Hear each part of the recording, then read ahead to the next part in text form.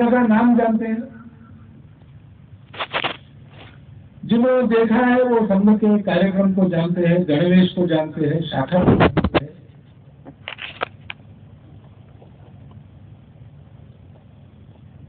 परंतु संघ इसमें से क्या काम करता है इसको समझने के लिए सभी को प्रयास करना पड़ता है, अगर इच्छा है तो। स्वयंसेवक जो संगत है उनकी तो इच्छा है ही, लेकिन उनको भी प्रयास करना पड़ता है संघ को जानने के लिए। संघ में आकर सालों में प्रयास करते हैं, वर्षों तक इसकी साधना करते हैं, तब संघ की कुछ कुछ समझ हमने उतरी है, ऐसा सीने पर हाथ धरकर कहने के लिए समर्थ हो जाए। संघ के द्वितीय सरसंघ चालक थे पूजनीय गुरु जी। वो कहते थे कई बार कार्यकर्ताओं के सामने बैठक में, उनका वाक्य है कि अब जब तक कुछ दशकों से मैं सरसंघ चालक हूं, इसलिए संघ कार्य की थोड़ी थोड़ी समझ मुझ में आ गई है, ऐसा वो कहते। ये केवल कहने की बात नहीं थी, दिखाने की बात नहीं थी, नम्रता नहीं थी, वास्तव में ऐसा है। और इसलिए है कि एक तो जानने का मनुष्य का तरीका यह है कि किसी बात को समझता है तो नई बात को, पुरानी बात जो जानते हैं उसके आधार पर समझते हैं, तुलना करते हैं।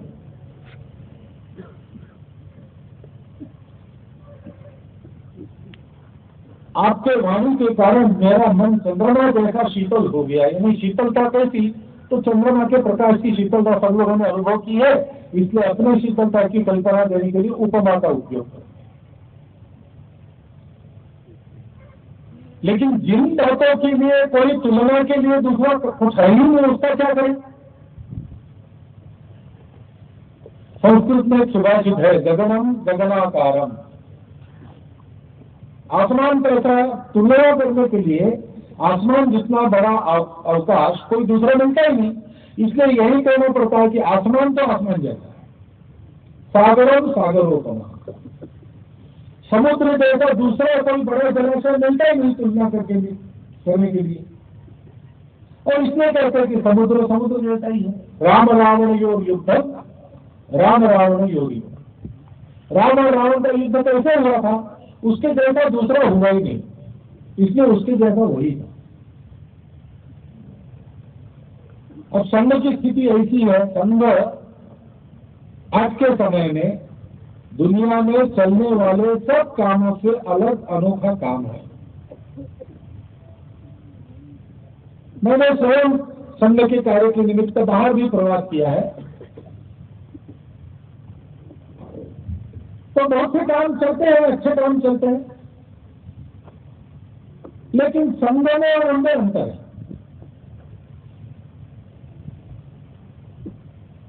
अच्छा काम करने वाले लोग भी उस अंतर को समझते, कई बार हमको कहते भी है।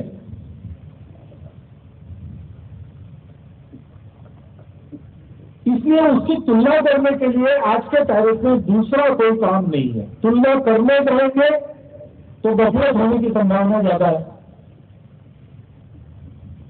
हम इतने सारे लोगों को हमने इकट्ठा किया, यहाँ भगवत ध्वज चढ़ाया, प्रार्थना की, तो लोग कहेंगे कि ये झंडा रहता है इनका और बहुत जमावड़ा का हाथ खपा भी है, कहीं पर संघ का जमावड़ा है करके। जमावड़ा करने वाले लोग कौन होते हैं, तो राजनीतिक दलों के लोग होते हैं, तो संघ एक राजनीतिक दल है, ऐसा मान सकते लोग, गलत बात नहीं। आने के बाद देखा कि यहाँ पर कुछ बैंक का वादन हो गया, उसके आधार पर 70,000 लोगों ने यहाँ आके क्या किया, तो हाथ ऊपर किए, हाथ बाजू किए, फिर से ऊपर किए, नीचे कर दिया, बैठ गए और बहनाथ बाएं तरफ ले गए, बाहर बहना तरफ ले गए और फिर से घुटने पर हाथ लेके बैठ गए स्वस्थ।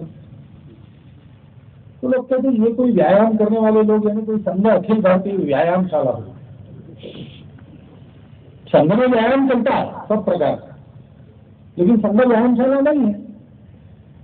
गलतफहमी हो सकती, स्वयं भी कहीं बाहर लाठी काठी सीखने के लिए संघ में आ गए, लाठी काठी सिखाने के लिए संघ नहीं है। संघ में लाठी काठी सीखते हैं लोग, ये बात सही है। कितना सुंदर यहाँ पर गीत हुआ व्यक्तिगत संघ के कार्यक्रम होते ही रहते हैं। कई संघ के गीत तो आजकल रेडियो पर भी बजते हैं। भाव अच्छा होता है, स्वर अच्छे होते हैं, गाये अच्छे गाते हैं, समाज में प्रचलित हो जाते। तो कई लोग मान बैठेंगे कि ये भाई कोई अखिल भारतीय संगीत शाला होगी, यहाँ सबसे गीत गवाया जाता है। संघ में गीत है, लेकिन संघ गीतों के लिए नहीं। केवल ऊपर से देख के समझने का प्रयास करेंगे, गलती होगी। गहरे पानी पहुंचना पड़ेगा तब समझ में आएगा।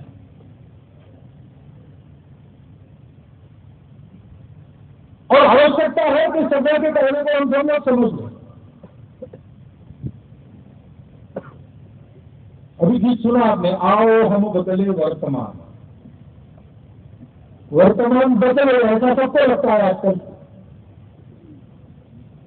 क्योंकि देश की परिस्थिति को देखते हैं, दुनिया को देखते हैं, देश के अंदर देखते हैं, देश के आसपास देखते हैं, तो समस्याएं बहुत दिखाई देती है।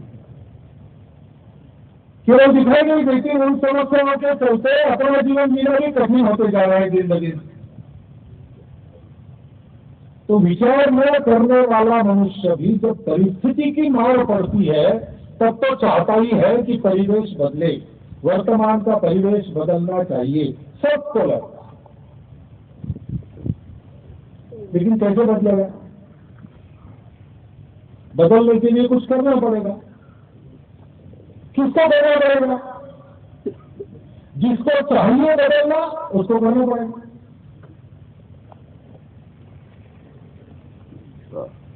वो अगर दूसरों के भरोसे स्वयं निष्क्रिय हो जाएगा, कोई बदलेगा ऐसे मानेगा, तो ऐसा तो दुनिया में कभी हुआ नहीं, होता नहीं, होगा भी नहीं।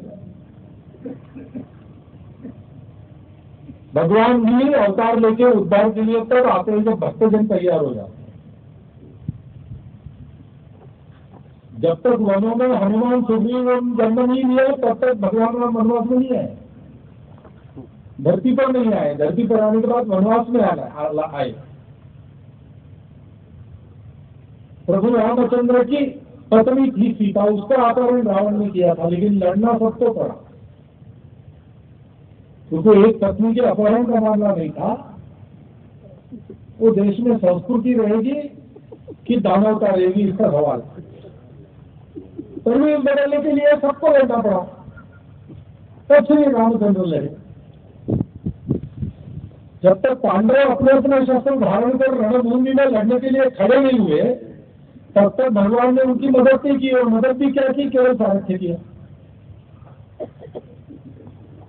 भगवान भी जो अपने लिए प्रयास नहीं करते, अपनों के लिए प्रयास नहीं करते, उनके लिए भगवान भी नहीं आता। भगवान नहीं आता तो हम सरकार को बुलाते। अब सरकार को जो फायदा है तब सरकार आती है, नहीं है तब नहीं आती है। आती है तो हम बड़ी स्तुति नहीं करते कभी, लेकिन नहीं आती है तब गाली जरूर देते हैं। और देश के वातावरण में हम देखते हैं कि ये गाली गलौज का खेल चलता है।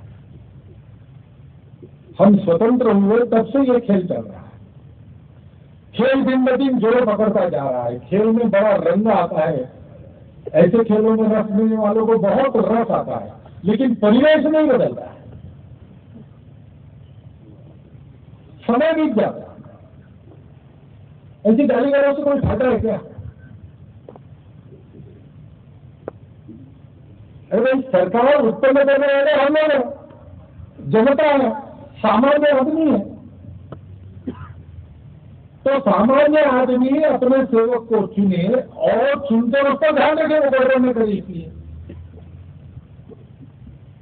अगर चुनने के बाद हम ध्यान नहीं देते तो यही चलेगा। आखिर जिम्मा किसका है? जिम्मा हमारा है। जीवन किसका मार खाता है? हमारा आपका जीवन मार रहा है। तो करना पड़ेगा तो हमको करना पड़ेगा। करने जाते हैं तो परिस्थिति बड़ी डरावनी है, उसका बहुत ज्यादा वर्णन करने की जरूरत नहीं है, आप सब लोग जानते हैं। सीमा असुरक्षित है, सीमा अरक्षित है, सच्छिद्र है।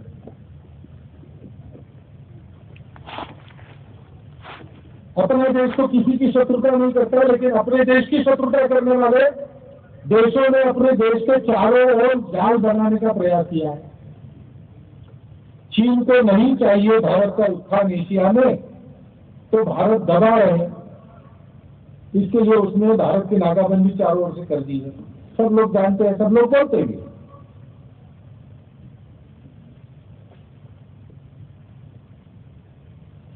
भारत के द्वेष के आधार पर जो खड़ा हुआ वो पाकिस्तान कारण हो न हो बिना कहीं दुश्मनी करते रहता है।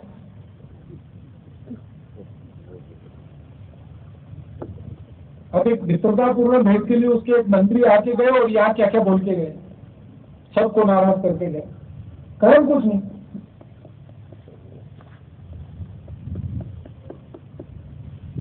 लेकिन इनसे जो चौकसी रखनी चाहिए सीमाओं पर और तैयारी रखनी चाहिए वो होती नहीं। चिल्लाहट सब होती है, रिपोर्ट सब लिखते हैं, संसद में सब कहते हैं हाँ ठीक बात है, वहां होना चाहिए, होता नहीं। और इसके चलते घुसपैठिए घुसे चले आ रहे हैं। अम्लीय द्रव्य, मादक पदार्थ, शस्त्र, गाय गोरू तक का जीवनोपयोगी सामान और पशु, इन सब के तस्करी होते रहे, बनावट नोट आते रहते, उग्रवादी भी आते रहे।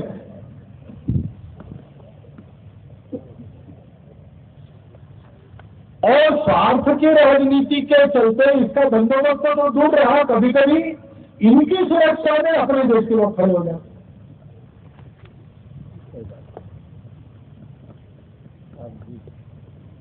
मनुष्य का अपना जीवन भी निराला नहीं, वस्तुओं के भाव आसमान चल रहे हैं। अब रोजगार कितना बचेगा इसकी भी शंका उत्पन्न हुई। अपना यहाँ जो रोजगार खुद धड़ल्ले से चलता था, अब वो रिटेल में एफडीआई के रूप से उस पर भी संकट आ रहा है। बहुत समस्या है, समस्याओं का वर्णन करेंगे तो उसी के लिए 3-4 दिन लग जाएंगे। भारतवर्ष की समस्या लगातार एक मैराथन सत्र चलाना पड़ेगा 4 दिन का। लेकिन उसकी भी चर्चा करने से क्या फायदा है? चर्चा तो उपाय रूप में होनी चाहिए। क्या इसका कोई उपाय है कि ऐसे ही चलने वाला है? नहीं, इसका उपाय है, क्योंकि समस्याएं तो बड़ी पुरानी है। कुछ समस्याएं तो आज की नहीं है, शतकों पुरानी समस्या है। और ऐसी समस्या है कि जिनके चपेट में आके दुनिया के देश समाप्त हो गए 50 वर्षों में, 100 वर्षों में, ज्यादा समय नहीं लगा। लेकिन भारतवर्ष में शतकों तक नाचने के बाद भी भारतवर्ष है, केवल मौजूद नहीं है, सक्रिय है। समस्याएं भी मिटी नहीं, हम भी नहीं मिटे। कारण क्या है? एक कारण स्पष्ट है, इन समस्याओं की हमको मिटाने की ताकत नहीं, फिर भी है, इसलिए है कि हम उपाय नहीं कर रहे। क्या उपाय हो सकते हैं? समस्याएं तो अलग अलग प्रकार की, लेकिन इनका उपाय एक है, और इनका उपाय एक है।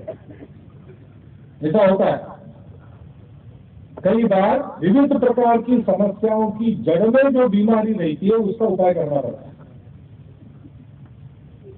राजा सुबह अपने महल से उठा और उसकी तबीयत हुई कि चलो आज जरा घुड़सवारी कर ले। तबेले में गया, मोटरदार को कहा घोड़ा निकालो। एक नया घोड़ा आया था, उसको मोटरदार ने दिया राजा के हाथ में। राजा बैठ गया और रेडी लगा, लेकिन घोड़ा आगे बढ़े ही नहीं। आधा घंटा, पौन घंटा बहुत प्रयास किया, घोड़ा एक कदम आगे नहीं गया। निराश होकर राजा उतर गया। आजकल कहते जैसे राजा का मूड ऑफ हो गया। छोड़ो, कुछ नहीं, घुड़सवारी हुई कुछ नहीं, जाते हैं नाश्ता कर। महल में जाके बैठा नाश्ते के लिए, रोटी आई तो जली हुई थी, फिर से मूड ऑफ, चलो भाई पानी खा लेंगे। पान का डिब्बा खोला तो पान सड़ गए।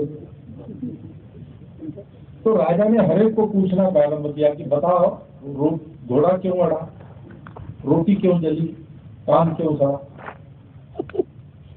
अब किसी को समझने में ना आए कि राजा ही क्या पूछ रहा है, क्यों पूछ रहा है, इसका उत्तर क्या है। बहुत पूछा, किसी को जवाब नहीं है। तो एक अनुभवी वृद्ध व्यक्ति था राजधानी में, उसने सुना कि राजा ऐसे प्रश्न पूछ रहा है, उत्तर किसी को सुन नहीं रहा है। वो आया दरबार में,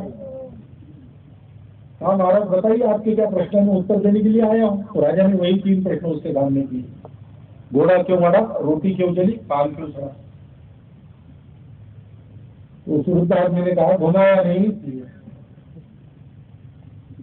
नया घोड़ा एकदम ही दौड़ता है, उसको हाथ में पकड़ के घुमाना पड़ता है जहां दौड़ना है वहां। तो मैदान देख लेता है, आश्वास तोड़ जाता है, फिर विश्वास से दौड़ना है, नहीं तो हिम्मत नहीं करता। रोटी बिना तड़के से की तो एक तरफ से बन जाती है। और पान के शौकीन कहते हैं कि पान को रोज बाहर निकालकर डिब्बे के धूप दिखाकर उल्टा कर पलटा कर रखना पड़ता है। समस्याएं 3 है, उत्तर एक ही है, घुमाया नहीं। अपने देश की समस्याओं के बारे में ऐसा एक उत्तर सब लोगों ने खोजा, सब लोगों ने खोजा। विभिन्न विचारधाराओं वाले लोग थे, विभिन्न कार्य क्षेत्रों में काम करने वाले लोग थे। देश के लिए बहुत काम करने के बाद अपने अनुभवों के निष्कर्ष के बारे में जो उपाय उन्होंने बताया है, उपाय सबने एक बताया है।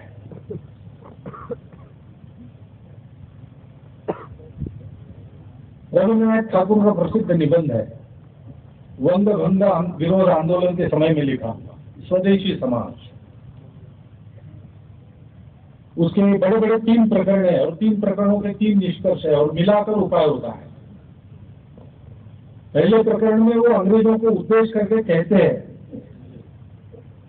अंग्रेज कहते थे कि हिंदू मुसलमान एक हो जाओ, नहीं तो क्या खून खराबा होगा, और दंगे होते थे।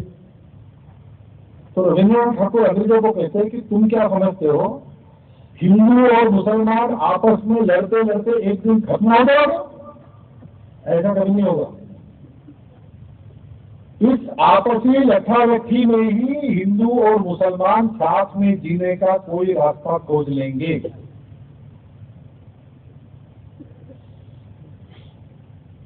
और वह रास्ता अवश्य हिंदू रास्ता होगा, ये भी उन्होंने कहा।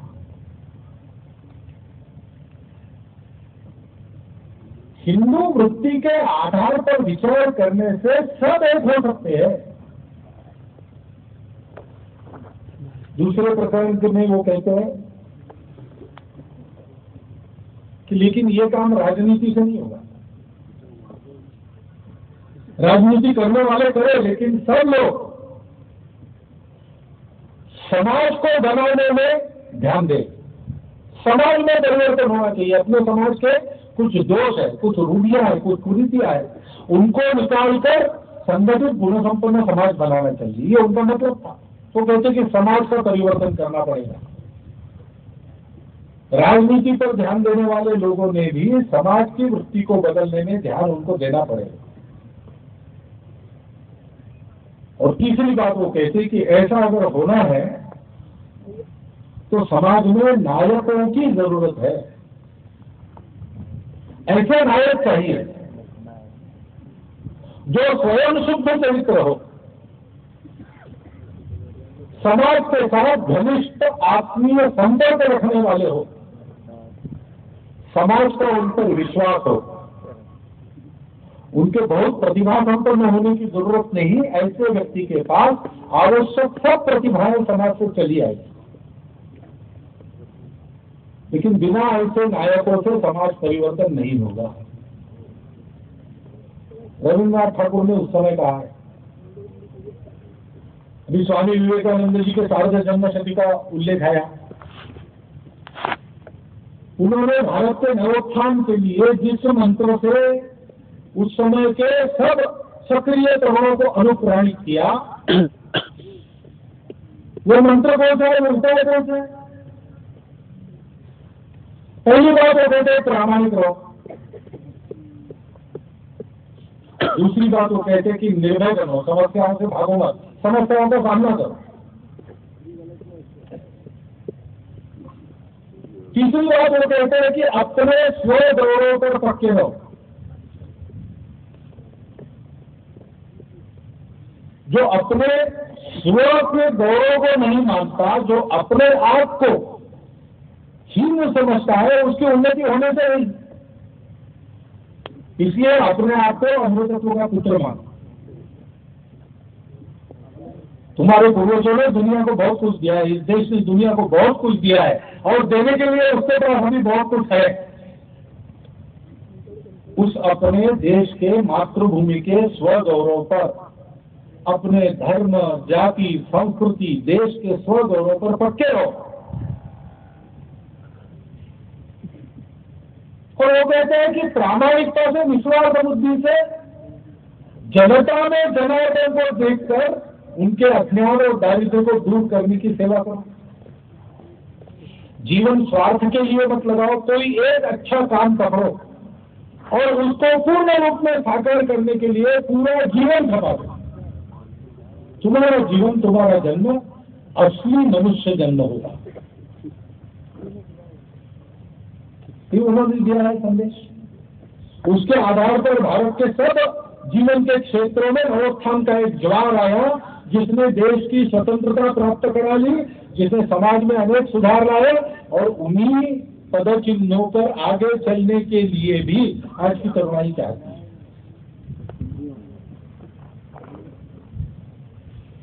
अपने देश में कम्युनिस्ट पार्टी की स्थापना की सर मानवेंद्रनाथ राय ने, अनेक संस्थापक थे उसमें, वो भी बाद में वो रेडिकल ह्यूमैनिस्ट बने और अपने जीवन के अनुभव के निचोड़ के रूप में ग्रंथ लिखा, द रेडिकल ह्यूमैनिज्म। उसके अंतिम प्रकरण में वो कहते हैं कि अपने देश के सामान्य व्यक्ति के हृदय में देशात्मबोध की चेतना जगाकर, देशात्मबोध यानी संपूर्ण देश मेरा है,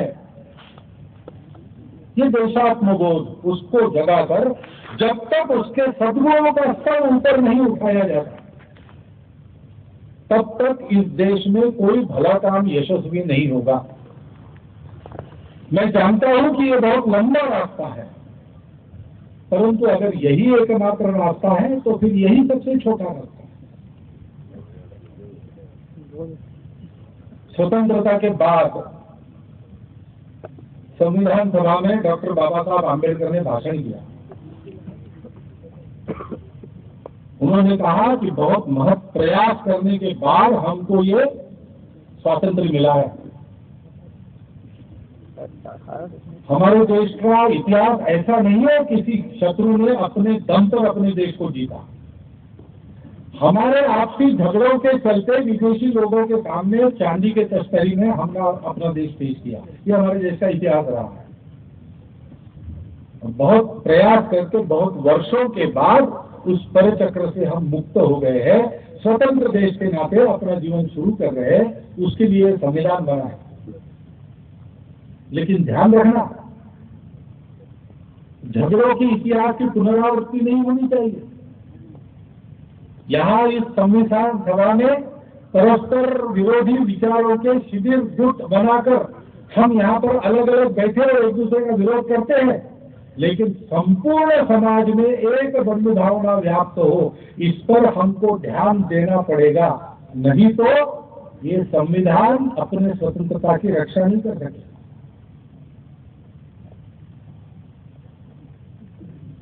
डॉक्टर अब्दुल कलाम का कोई भी भाषण सुनो आप, कोई भी पुस्तक पढ़ो, उसमें 3 सूत्र मिलते हैं देश की उन्नति।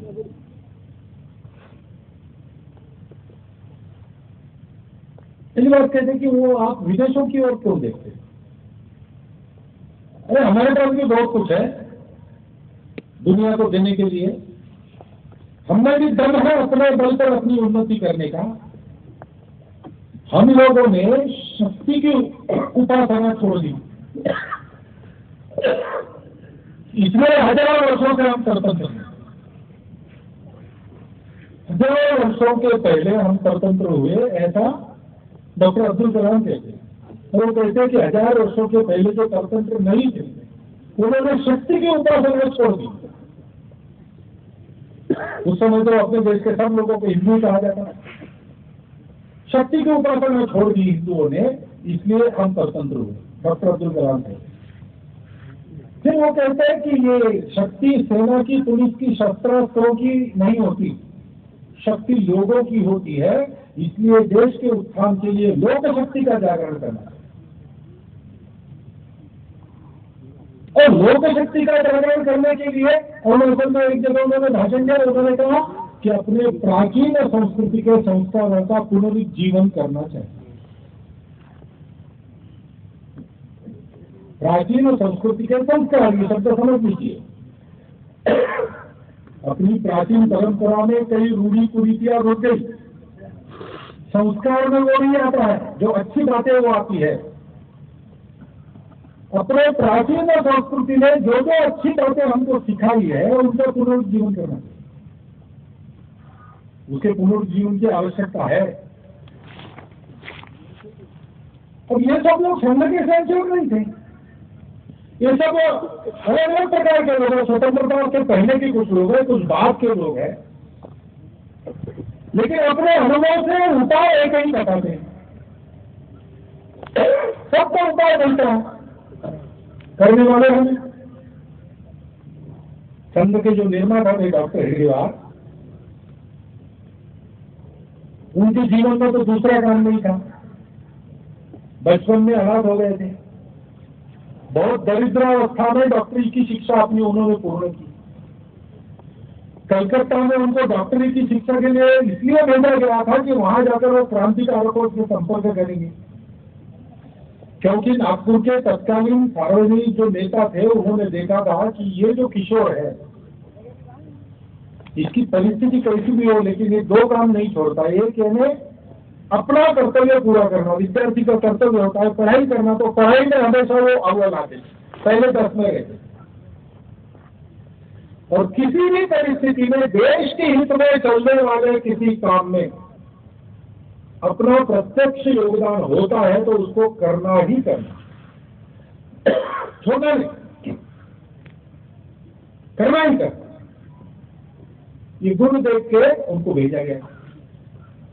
वहां क्रांतिकारियों के संपर्क में आए, अनुशीलन समिति के सर्वोच्च सदस्य बने। उनकी सर्वोच्च समिति जो थी, जो भारत के सारे क्रांतिकारियों का समन्वय करती, कड़ी परीक्षा देकर उसके सदस्य बने। अब तक उन्होंने प्रतिज्ञा की कि आजीवन ब्रह्मचर्य पालन करता हुआ मैं देश के सुख के लिए ही जीवन का विनियोग करूंगा, अपने सुख की चिंता नहीं करूंगा। वैसा उन्होंने जीवन में किया। संपूर्ण देश कैसे सुखी होगा इसकी तलाश में उस समय चलने वाले सब कार्यों को उन्होंने प्रत्यक्ष करके देखा। कांग्रेस के आंदोलन में संघ स्थापना के पहले एक वर्ष एक बार, संघ स्थापना के बाद एक बार, एक वर्ष सश्रम कारावास की सजा उन्होंने भोगी। तो कांग्रेस के नेता के नाते परिचित विदर्भ, आंध्र से लेकर राजस्थान तक क्रांतिकारकों को बसाना, शस्त्र पहुंचाना, ये काम उन्होंने किया। संगठक के नाते क्रांतिकारकों, उन्होंने वृत्तपत्र चलाया, संपादक रहे, व्यवस्थापक रहे, स्वदेशी का आंदोलन किया, स्वदेशी वस्तु भंडार चलाया।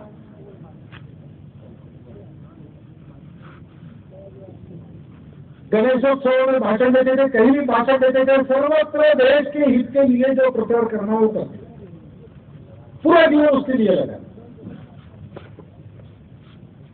उनके समकालीन सब नेताओं से उनकी चर्चा हुई।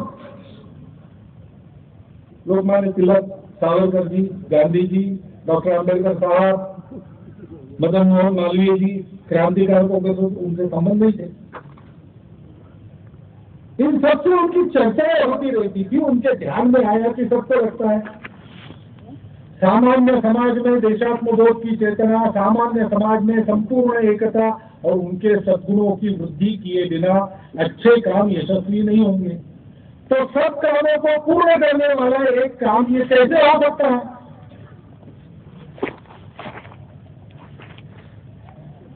उन्होंने प्रयोग शुरू किया। उनके ध्यान में आया कि सब समाज को जोड़ने वाला एक ही सूत्र है। अपना समाज तो मिलिटेटरों से भरा हुआ समाज है, भाषा अनेक है, खानपान रीति रिवाज अनेक है, देवी देवता अनेक है और बढ़ते चले जा रहे हैं। नए नए सुरजीत होते हैं, स्वीकृत हो जाते हैं, प्रांत अनेक। ऊपर से देखने से दुनिया को लगता नहीं कि ये एक देश है, इतना भी नहीं पता। और इसको जोड़ने का सूत्र क्या है? पंथ संप्रदाय जोड़ने का सूत्र नहीं होता है, अनेक है। जाके रहे भावना जैसी प्रभु मोड़पति देखी थी, अपने यहाँ मान्यता है, एकम सद विप्राह उदाहरण। भाषा इतनी परस्पर अलग है, वो भी समझ में नहीं आता। किसी एक भाषा का पुरस्कार करे तो दूसरी भाषा वाले उसका विरोध करना शुरू कर दे। जोड़ने वाला सूत्र क्या है? एक जोड़ने वाला सूत्र है, इस देश में इतिहास पूर्व प्राचीन समय से ये सारी की सारी विविधताएं साथ बिना झगड़ा किए एक दूसरे को सम्मान देते हुए एक दूसरे के विकास में सहभागी होते हुए चलती आई है।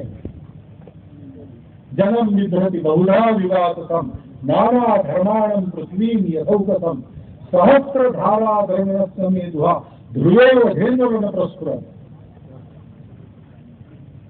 अनेक धर्मों के मानने वाले और अनेक भाषाओं को बोलने वाले लोगों को धारण करने वाली हे पृथ्वी माते, स्थिर होकर सहस्र धाराओं से दुग्ध प्रदान करने वाली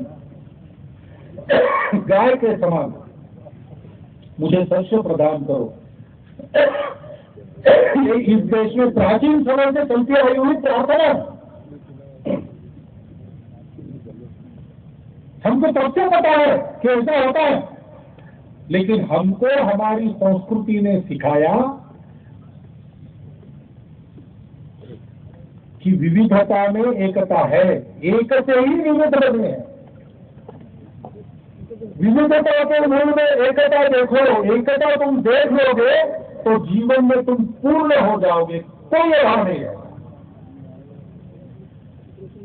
विविधता को जोड़ने वाला जो एक तत्व है उसका साक्षात्कार कर लो, ये तुम्हारा जीवन का परम लक्ष्य है, उपभोग नहीं। और इसलिए त्याग और संयम पूर्वक जीवन जियो, कृतज्ञता पूर्वक जीवन का उपयोग परोपकार के लिए करो। दुनिया ने तुमको दिया है, तुमको दाम दुगना वापिस करना है। अपने जीवन में समर्पण करो, सामर्थ्य का उपयोग दुर्बलों की रक्षा के लिए करो। अपने जीवन में दोनों हाथ से कमाकर धनी बनो, हजार हाथ से उसका वितरण करते हुए लोगों के अर्थाभाव को दूर करो। जीवन ऐसे जियो, ये सिखाने वाली संस्कृति वो सबको जोड़ती है। कोई भी पंथ संप्रदाय हो, भारत से निकला हुआ, भारत का किसी भी भाषा का बोलने वाला हो, किसी भी प्रांत का रहने वाला हो, कोई भी खान पान रीति रिवाज उसका हो, वन पर्वतों में रहने वाले वनवासी बंधुओं से लेकर तो बड़े बड़े शहरों में रहने वाले धनी मानी लोगों तक सबके मन की ये भावना समान है। बाकी दुनिया में ऐसा नहीं है मान्यता के रूप में। ये मान्यता सबको होती और ये मान्यता नहीं है। इस मान्यता से जिया जा सकता है ऐसा बताने वाले जीवन हमारे यहाँ पर प्राचीन काल से होते चले आ रहे हैं। सत्य के लिए राज्य छोड़कर वन में रहने वाले, स्वप्न में भी वचन दिया उसके पूर्ति के लिए अपना सर्वस्व न्यौछावर कर देने वाले, ऐसे हमारे महापुरुष पूर्वज थे। उन पूर्वजों के गौरव का स्मरण हम सबको जोड़ता है।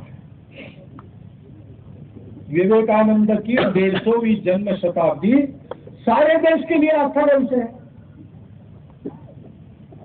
स्वातंत्र के लिए स्वयं का सर्वस्व न्यौछावर करने वाले हमारे स्वातंत्र योद्धा संपूर्ण देश की आस्था का गौरव का विषय है। सबको स्फूर्ति होती है। इन लोगों ने किसके लिए प्रयास किया?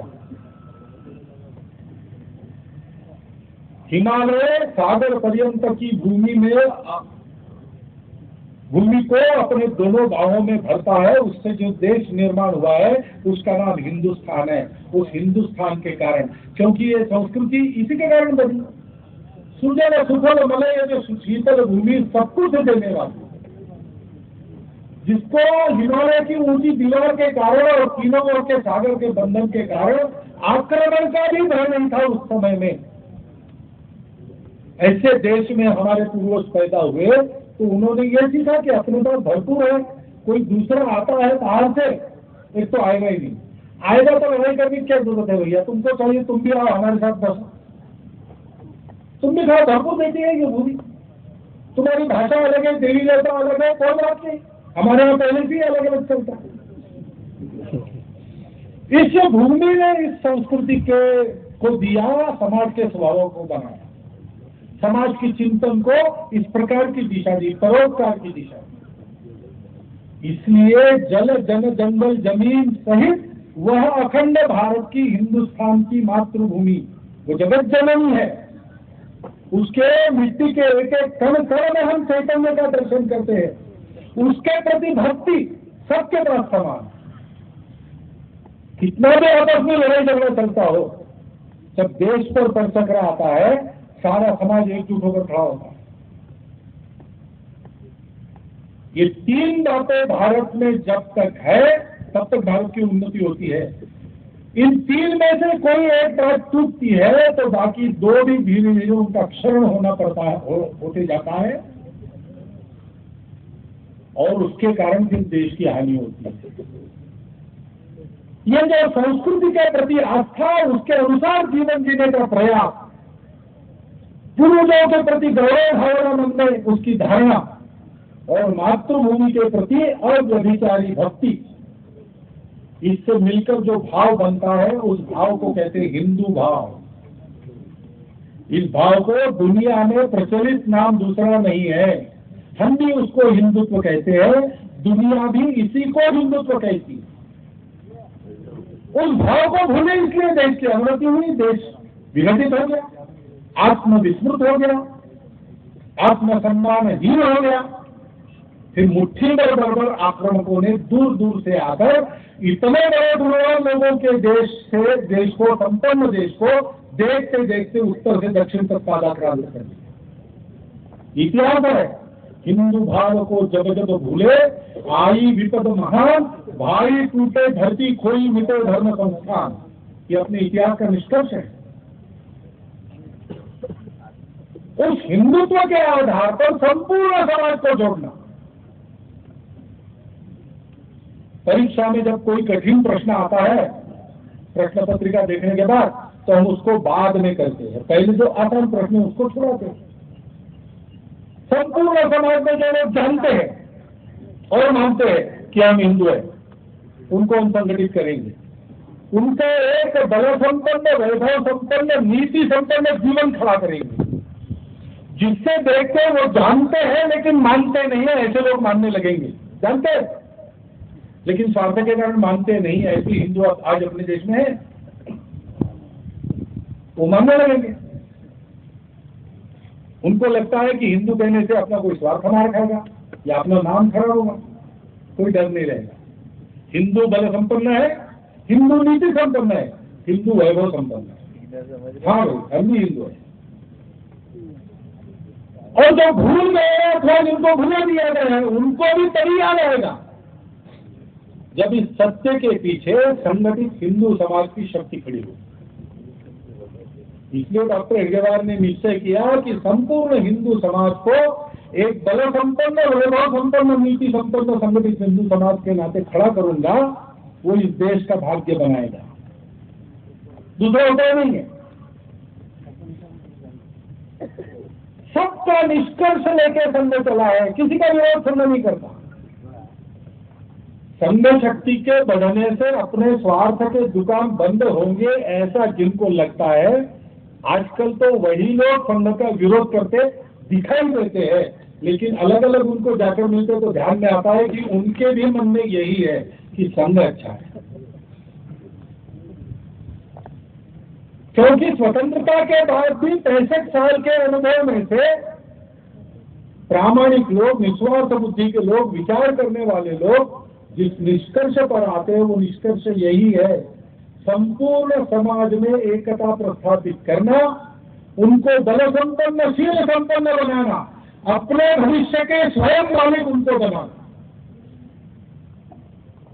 ये किए बिना देश का उद्धार नहीं होता। नेता, नारा, नीति, पार्टी, सरकार, अवतार की प्रार्थना करने से काम नहीं होगा।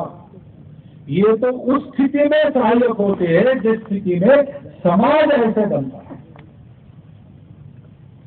उस समाज के संगठन को साधना, ये मूल काम कोई करता नहीं, फुर्सत नहीं है।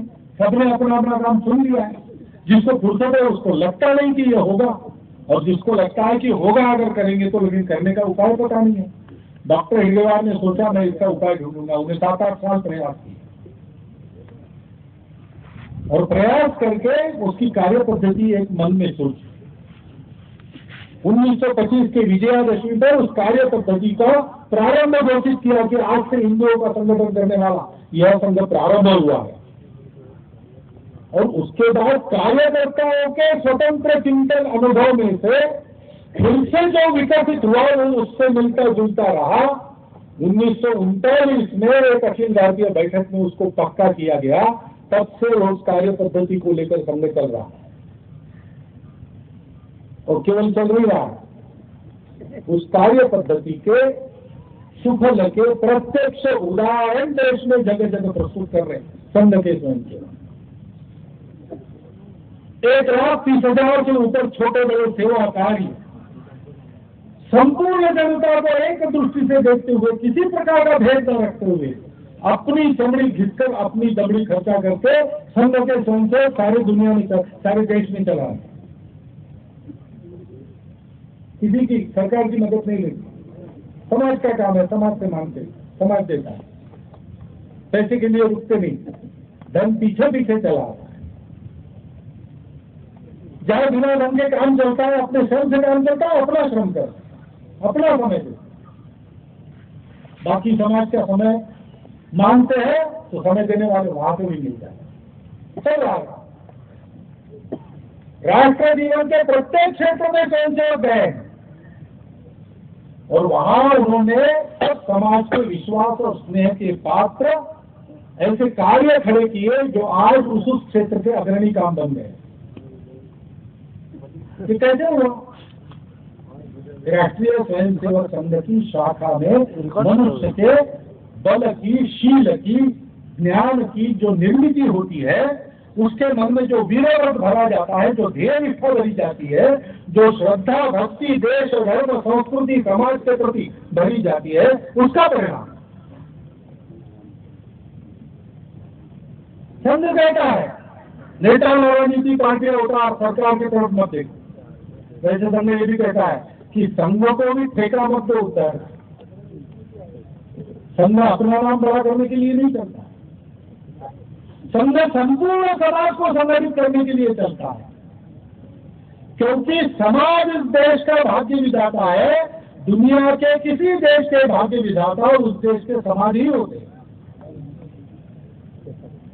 अपने देश के समाज को अपनी एकता का सूत्र खोजना पड़ेगा, उसको परिष्कृत करके उसको उस पर पक्का खड़ा रहना पड़ेगा, उसका गौरव मन में लेकर अपने समाज को व्यंग्यहीन बनाना पड़ेगा, दोषहीन बनाना पड़ेगा और एक बल संपन्न, नीति संपन्न, सामर्थ्य संपन्न, स्वत्व संपन्न समाज के नाते वैभव संपन्न होकर दुनिया के सामने खड़ा होना पड़ेगा।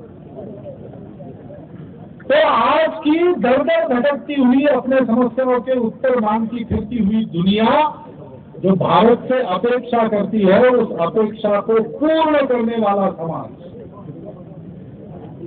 दुनिया को मिलेगा, विश्व गुरु समाज मिलेगा। संघ का काम इसलिए करता है, कोई अलग दल, अलग गुट नहीं है। और इसलिए इस अपने राष्ट्रीय स्वयंसेवक संघ के कार्य को अपना समझकर उसके सहयोगी कार्यकर्ता बनना ये आवश्यक है। ये किसी के विरोध में नहीं है, किसी के प्रति इसके मन में प्रतिक्रिया नहीं है। ये अपने समाज के, अपने देश के, अपने धर्म संस्कृति के भलाई के लिए है, जो दुनिया के भलाई की कामना और काम करती है।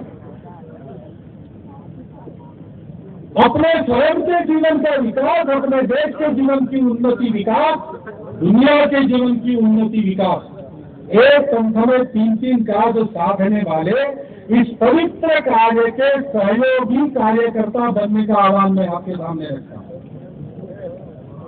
चरित्र निर्माण का यही कार्य महिलाओं में राष्ट्र सेविका समिति करती है, पुरुषों में संघ करती है। इसमें जाकर स्वयं योग्य बनना रोज एक करने का काम है। जैसे रोज स्नान करते हैं, रोज पोषण के लिए भोजन करते हैं, वैसे देश के काम के लिए, धर्म समाज के काम के लिए, संस्कृति के काम के लिए योग्य बनने का 1 घंटे का व्यायाम करना और फिर अपने जीवन का 1/3 समय, 1/3 कमाई आपकी रुचि, क्षमता, समय के अनुसार जहां आप लगाना चाहे वहां लगाना। स्वामी जी ने जैसा कहा कि समाज की भलाई के लिए कोई एक अच्छा काम चुनो, उसमें अपनी सारी जिंदगी लगा दो, तुम्हारा जीवन असली मनुष्य जीवन बनेगा। असली मनुष्य बनने के लिए राष्ट्रीय स्वयंसेवक संघ का स्वयंसेवक बनने का आह्वान आपके सम्मुख रखता हुआ मैं अपने 4 शब्द समाप्त।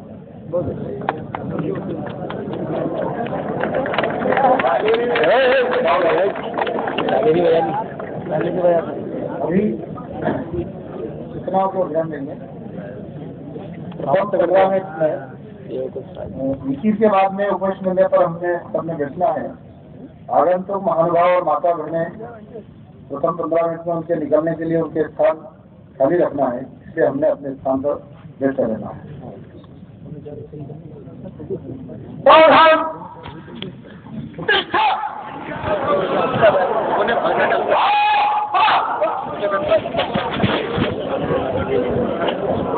होगा का नाम जानते हैं,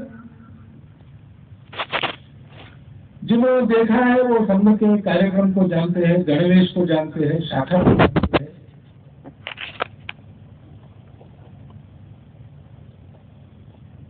परंतु संघ इसमें से क्या काम करता है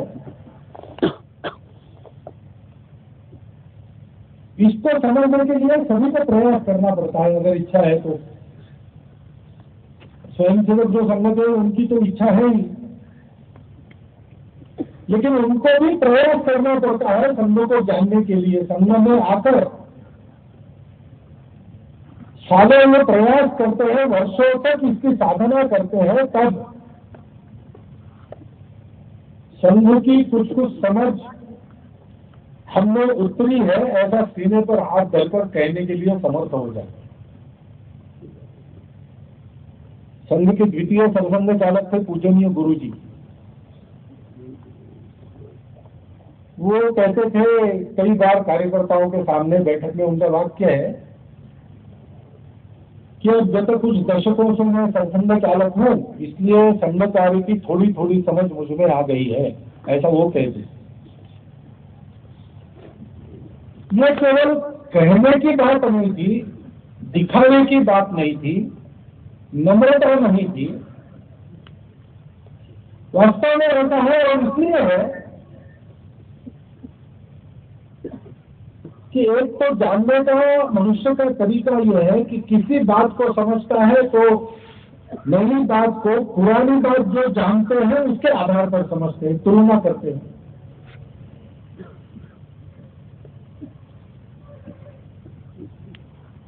आपके वाणी के कारण मेरा मन चंद्रमा जैसा शीतल हो गया। यानी शीतलता कैसी, तो चंद्रमा के प्रकाश की शीतलता सब लोगों ने अनुभव की है, इसलिए अपने शीतलता की कल्पना देने के लिए उपमा का उपयोग करें। लेकिन जिन बातों के लिए कोई तुलना के लिए दूसरा कुछ है ही नहीं, उसका क्या करें? संस्कृत में एक सुभाषित है, गगनम गगनाकारम। आसमान पर ऐसा तुलना करने के लिए आसमान जितना बड़ा अवकाश कोई दूसरा मिलता ही नहीं, इसलिए यही कहना पड़ता है कि आसमान तो आसमान जैसा है, सागरम सागरोपमा। समुद्र जैसा दूसरा कोई बड़ा जलाशय मिलता ही नहीं तुलना करने के लिए। और इसलिए कहते हैं कि समुद्र समुद्र जैसा ही है। राम रावण योग युद्धम, राम रावण योग युद्ध। राम और रावण का युद्ध कैसे हुआ था, उसके जैसा दूसरा हुआ ही नहीं, इसलिए उसके जैसा वही था। अब संघ की स्थिति ऐसी है, संघ आज के समय में दुनिया में चलने वाले सब कामों से अलग अनोखा काम है। मैंने स्वयं संघ के कार्य के निमित्त बाहर भी प्रवास किया है, तो बहुत से काम चलते हैं, अच्छे काम चलते हैं, लेकिन संघ में और अंदर अंतर है। अच्छा काम करने वाले लोग भी उस अंतर को समझते हैं, कई बार हमको कहते भी है।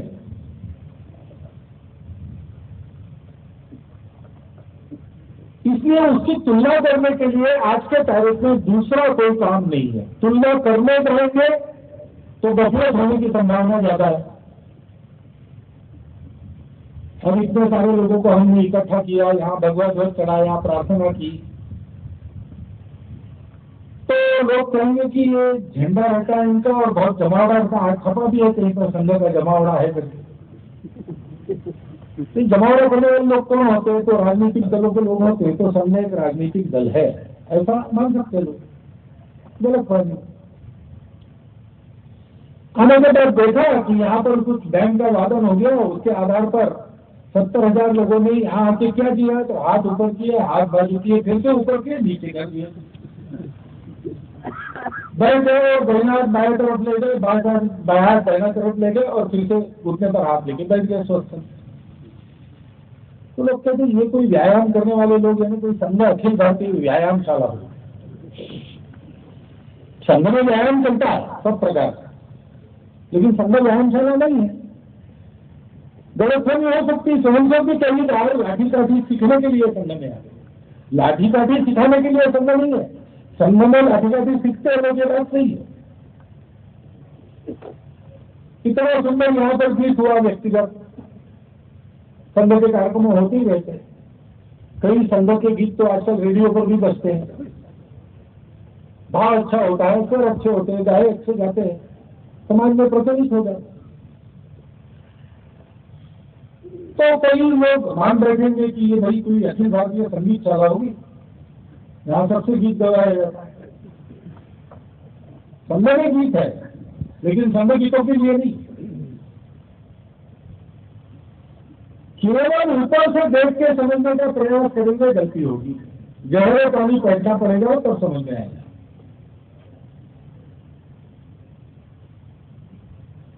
और आवश्यकता है कि सभा के कहने को हम दोनों समझ लें। अभी गीत सुना आपने, आओ हम बदले वर्तमान। वर्तमान बदले ऐसा सबको लगता है आजकल, क्योंकि देश की परिस्थिति को देखते हैं, दुनिया को देखते हैं, देश के अंदर देखते हैं, देश के आसपास देखते हैं, तो समस्याएं बहुत दिखाई देती हैं।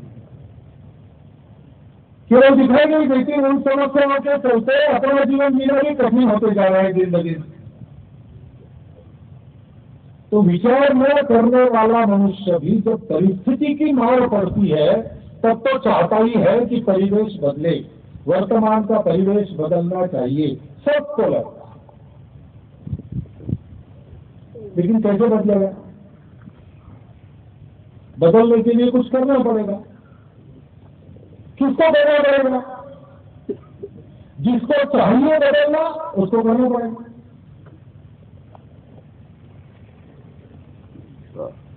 वो अगर दूसरों के भरोसे स्वयं निष्क्रिय हो जाएगा, कोई बदलेगा ऐसे मानेगा, तो ऐसा तो दुनिया में कभी हुआ नहीं, होता नहीं, होगा भी नहीं। भगवान भी अवतार लेके उद्धार के लिए तब आते हैं जब भक्तजन तैयार हो जाते हैं। जब तक वनों में हनुमान सुग्रीव जन्म नहीं लिया तब तक भगवान राम वनवास में नहीं आए, धरती पर नहीं आए। धरती पर आने के बाद वनवास में आए। प्रभु रामचंद्र की पत्नी थी सीता, उसका अपहरण रावण ने किया था, लेकिन लड़ना सबको पड़ा, क्योंकि एक पत्नी के अपहरण का मामला नहीं था। वो देश में संस्कृति रहेगी कि दानव का रहेगी, इसका सवाल। परवीन बदलने के लिए सबको लड़ना पड़ा, तब श्री रामचंद्र लड़े।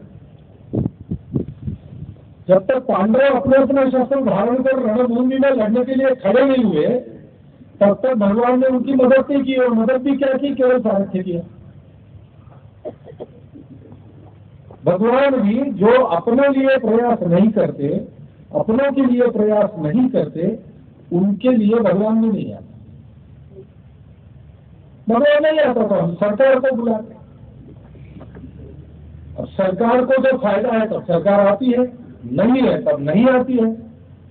आती है तो हम बड़ी स्तुति नहीं करते कभी, लेकिन नहीं आती है तब गाली जरूर देते हैं। और देश के वातावरण में हम देखते हैं कि ये गाली गलौज का खेल चलता है।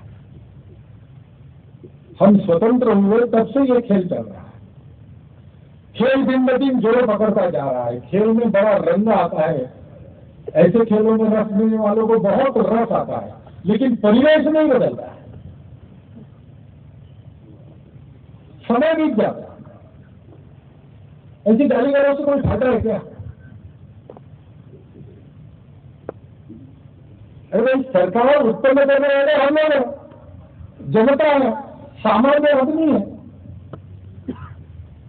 तो सामान्य आदमी अपने सेवक को चुने और चुनते वक्त ध्यान रखे वो गड़बड़ में करे। इसलिए अगर चुनने के बाद हम ध्यान नहीं देते तो यही चलेगा। आखिर जिम्मा किसका है? जिम्मा हमारा है। जीवन किसका मार खाता है? हमारा आपका जीवन मार रहा है। तो करना पड़ेगा तो हमको करना पड़ेगा। करने जाते हैं तो परिस्थिति बड़ी डरावनी है, उसका बहुत ज्यादा वर्णन करने की जरूरत नहीं है, आप सब लोग जानते हैं। सीमा असुरक्षित है, सीमा अरक्षित है, सच्छिद्र है।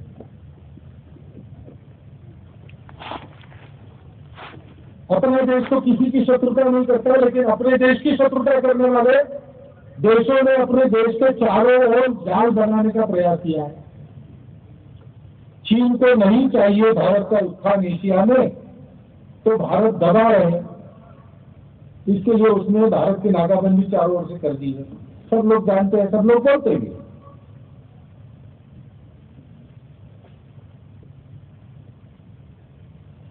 भारत के द्वेष के आधार पर जो खड़ा हुआ वो पाकिस्तान कारण हो न हो बिना कहीं दुश्मनी करते रहता है।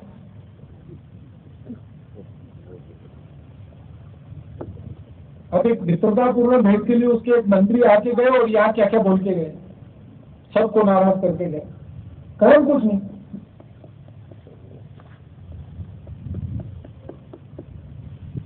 लेकिन इनसे जो चौकसी रखनी चाहिए सीमाओं पर और तैयारी रखनी चाहिए वो होती नहीं।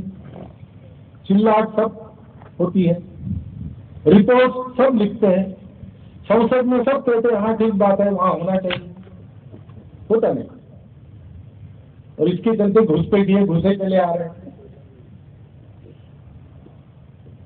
अम्लीय द्रव्य, मादक पदार्थ, शस्त्र, गाय गोरू तक का जीवनोपयोगी सामान और पशु, इन सब के तस्करी होते रहे, बनावट नोट आते रहते, उग्रवादी भी आते रहे।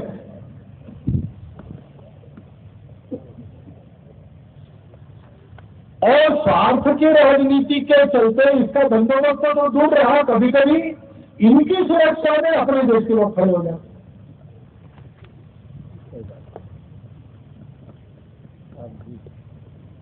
मनुष्य का अपना जीवन भी निरामय नहीं, वस्तुओं के भाव आसमान चल रहे हैं। अब रोजगार कितना बचेगा इसकी भी शंका उत्पन्न हुई। अपना यहाँ जो रोजगार खुद धड़ल्ले से चलता था, अब वो रिटेल में एफडीआई के रूप से उस पर भी संकट आ रहा है। बहुत समस्या है, समस्याओं का वर्णन करेंगे तो उसी के लिए 3-4 दिन लग जाएंगे। भारतवर्ष की समस्या लगातार एक मैराथन सत्र चलाना पड़ेगा 4 दिन का। लेकिन उसकी भी चर्चा करने से क्या फायदा है? चर्चा तो उपायों की होनी चाहिए। क्या इसका कोई उपाय है कि ऐसे ही चलने वाला है? नहीं, इसका उपाय है, क्योंकि समस्याएं तो बड़ी पुरानी है। कुछ समस्याएं तो आज की नहीं है, शतकों पुरानी समस्याएं, और ऐसी समस्या है कि जिनके चपेट में आके दुनिया के देश समाप्त हो गए 50 वर्षों में, 100 वर्षों में, ज्यादा समय नहीं लगा। लेकिन भारतवर्ष में शतकों तक नाचने के बाद भी भारतवर्ष है, केवल मौजूद नहीं है, सक्रिय है। समस्याएं भी मिटी नहीं, हम भी नहीं मिटे। कारण क्या है? एक कारण स्पष्ट है, इन समस्याओं की हमको मिटाने की ताकत नहीं, फिर भी है, इसलिए है कि हम उपाय नहीं कर रहे। क्या उपाय हो सकते हैं? समस्याएं तो अलग अलग प्रकार की, लेकिन इनका उपाय एक है, और इनका उपाय एक है। ऐसा होता है कई बार विविध प्रकार की समस्याओं की जड़ में जो बीमारी रहती है उसका उपाय करना पड़ता है। राजा सुबह अपने महल से उठा और उसकी तबीयत हुई कि चलो आज जरा घुड़सवारी कर लो। तबेले में गया, मोतरदार को कहा घोड़ा निकालो। एक नया घोड़ा आया था, उसको मोतरदार ने दिया राजा के हाथ में। राजा बैठ गया, रेडी लगा, लेकिन घोड़ा आगे बढ़े ही नहीं। आधा घंटा, पौन घंटा बहुत प्रयास किया, घोड़ा एक कदम आगे नहीं गया। निराश होकर राजा उतर गया। हंसने कहते जैसे राजा का मूड ऑफ हो गया। छोड़ो, कुछ नहीं, घुड़सवारी हुई, कुछ नहीं, जाते हैं नाश्ता कर। महल में जाके बैठा नाश्ते के लिए, रोटी आई तो जली हुई थी, फिर से मूड ऑफ। चलो भाई पान खा लेंगे। पान का डिब्बा होगा तो पान सड़ गए। तो राजा ने हरेक को पूछना प्रारंभ किया कि बताओ, घोड़ा क्यों अड़ा, रोटी क्यों जली, पान क्यों सड़ा। अब किसी को समझने में ना आए कि राजा ही क्या पूछ रहा है, क्यों पूछ रहा है, इसका उत्तर क्या है। बहुत पूछा, किसी को जवाब नहीं है। तो एक अनुभवी वृद्ध व्यक्ति था राजधानी में, उसने सुना कि राजा ऐसे प्रश्न पूछ रहा है, उत्तर किसी को सुन नहीं रहा है। वो आया दरबार में, हाँ महाराज बताइए आपके क्या प्रश्न में उत्तर देने के लिए आया हूँ। तो राजा ने वही 3 प्रश्न उसके सामने किए, घोड़ा क्यों अड़ा, रोटी क्यों जली, पान क्यों सड़ा। तो उस वृद्ध आदमी ने कहा घुमाया नहीं, नया घोड़ा एकदम नहीं दौड़ता है, उसको हाथ में पकड़ कर घुमाना पड़ता है जहां दौड़ना है वहां। वो मैदान देख लेता है, आश्वस्त हो जाता है, फिर विश्वास से दौड़ता है, नहीं तो हिम्मत नहीं करता। रोटी बिना तलते सेकी तो एक तरफ से बन जाती है। और पान के शौकीन कहते हैं कि पान को रोज बाहर निकालकर डिब्बे के दूध दिखाकर उल्टा कर पलटा कर रखना पड़ता है। समस्याएं 3 है, उत्तर एक ही है, घुमाया नहीं। अपने देश की समस्याओं के बारे में ऐसा एक उत्तर सब लोगों ने खोजा, सब लोगों ने खोजा। विभिन्न विचारधाराओं वाले लोग थे, विभिन्न कार्यक्षेत्रों में काम करने वाले लोग थे।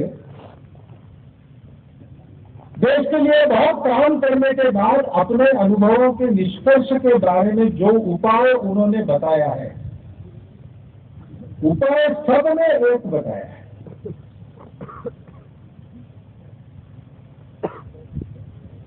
रविन्द्रनाथ ठाकुर का प्रसिद्ध निबंध है, वंग भंग विरोध आंदोलन के समय में लिखा स्वदेशी समाज। उसके बड़े बड़े 3 प्रकरण है और 3 प्रकरणों के 3 निष्कर्ष है और मिलाकर उपाय होता है। पहले प्रकरण में वो अंग्रेजों को उद्देश्य करके कहते हैं, अंग्रेज कहते थे कि हिंदू मुसलमान एक हो जाओ, नहीं तो क्या खून खराबा होगा,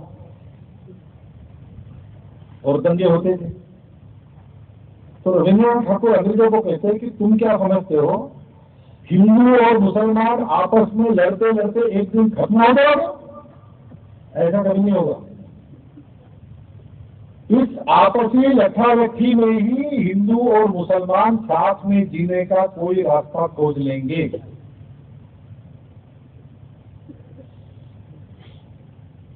और वह रास्ता अवश्य हिंदू रास्ता होगा, ये भी उन्होंने कहा। हिंदू वृत्ति के आधार पर विचार करने से सब एक हो सकते हैं। दूसरे प्रकरण में वो कहते हैं कि लेकिन ये काम राजनीति से नहीं होगा। राजनीति करने वाले करें, लेकिन सब लोग समाज को बनाने में ध्यान दें। समाज में परिवर्तन होना चाहिए। अपने समाज के कुछ दोष है, कुछ रूढ़ियां है, कुछ कुरीतियां है, उनको निकालकर संगठित गुण संपन्न समाज बनाना चाहिए, ये उनका मतलब था। तो कहते कि समाज का परिवर्तन करना पड़ेगा। राजनीति पर ध्यान देने वाले लोगों ने भी समाज की वृत्ति को बदलने में ध्यान उनको देना पड़ेगा। और तीसरी बात वो कहते कि ऐसा अगर होना है तो समाज में नायकों की जरूरत है। ऐसे नायक चाहिए जो स्वयं शुद्ध चरित्र हो, समाज के साथ घनिष्ठ आत्मीय संपर्क रखने वाले हो, समाज का उन पर विश्वास हो। उनके बहुत प्रतिभा संपन्न होने की जरूरत नहीं, ऐसे व्यक्ति के पास आवश्यक सब प्रतिभाएं समाज से चली आएगी। लेकिन बिना ऐसे नायकों से समाज परिवर्तन नहीं होगा। रविन्द्रनाथ ठाकुर ने उस समय कहा है। अभी स्वामी विवेकानंद जी के सार्ध जन्म शती का उल्लेख आया। उन्होंने भारत के नवोत्थान के लिए जिस मंत्र से उस समय के सब सक्रिय तरुणों को अनुप्राणित किया, वो मंत्र कौन सा है, उल्टा कौन सा है? पहली बात वो कहते हैं प्रामाणिक रहो। दूसरी बात वो कहते हैं कि निर्भय बनो, समस्याओं से भागो मत, समस्याओं का सामना करो। तीसरी बात वो कहते हैं कि अपने स्व गौरव पर पक्के रहो। जो अपने स्व के गौरव को नहीं मानता, जो अपने आप को हीन समझता है, उसकी उन्नति होने से नहीं। इसलिए अपने आप को अमृतत्व का पुत्र मानो। तुम्हारे पूर्वजों ने दुनिया को बहुत कुछ दिया है, इस देश ने दुनिया को बहुत कुछ दिया है, और देने के लिए उसके पास अभी बहुत कुछ है। उस अपने देश के मातृभूमि के स्व गौरव पर, अपने धर्म, जाति, संस्कृति, देश के स्व गौरव पर पक्के रहो।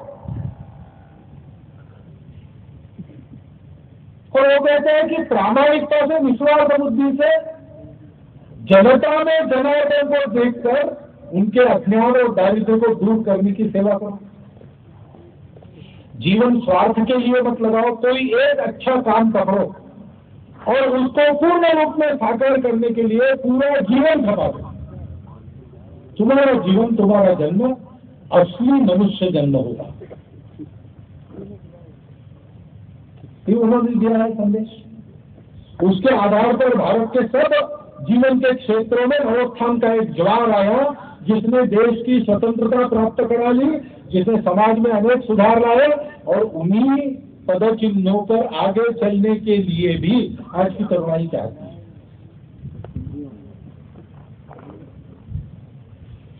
अपने देश में कम्युनिस्ट पार्टी की स्थापना की सर मानवेंद्रनाथ राय ने, अनेक संस्थापक थे उसमें, वो भी बाद में वो रेडिकल ह्यूमैनिस्ट बने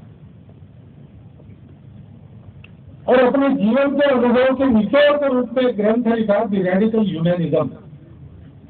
उसके अंतिम प्रकरण में वो कहते हैं कि अपने देश के सामान्य व्यक्ति के हृदय में देशात्मबोध की चेतना जगाकर, देशात्मबोध यानी संपूर्ण देश मेरा है, ये देशात्मबोध उसको जगाकर जब तक उसके सद्गुणों का स्तर ऊपर नहीं उठाया जाता तब तक इस देश में कोई भला काम यशस्वी नहीं होगा। मैं जानता हूं कि ये बहुत लंबा रास्ता है, परंतु अगर यही एकमात्र रास्ता है तो फिर यही सबसे छोटा रास्ता है। स्वतंत्रता के बाद संविधान सभा में डॉक्टर बाबा साहब आम्बेडकर ने भाषण दिया। उन्होंने कहा कि बहुत महत् प्रयास करने के बाद हमको ये स्वातंत्र्य मिला है।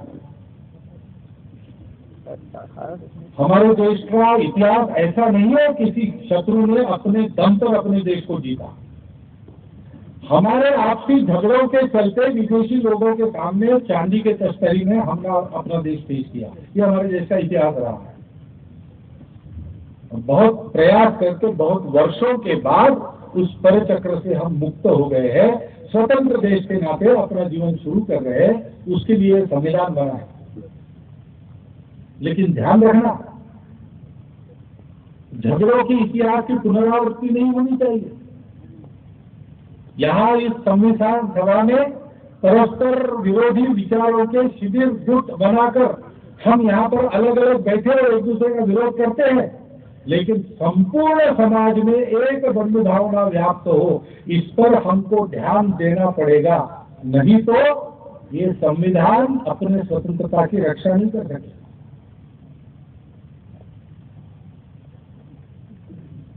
डॉक्टर अब्दुल कलाम का कोई भी भाषण सुनो आप, कोई भी पुस्तक पढ़ो, उसमें 3 सूत्र मिलते हैं देश की उन्नति।